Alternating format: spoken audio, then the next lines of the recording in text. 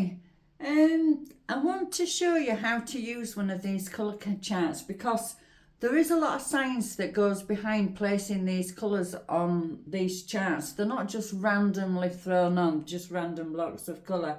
So for example, if you were to choose a colour on here that you like and you do the majority of your room in that colour, all the colours in that line are your complementary colours that go with each one of these. So if you choose that, all those are your complementary colours, again up there.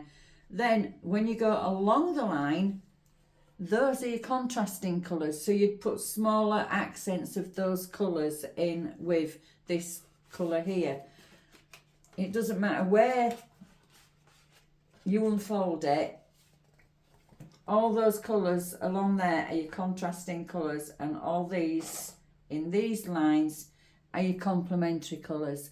So hopefully that's brought a little bit of light of how to use one of these colour charts, because people just go at random and maybe pick a colour down here and say, oh, let's go and put that colour with it.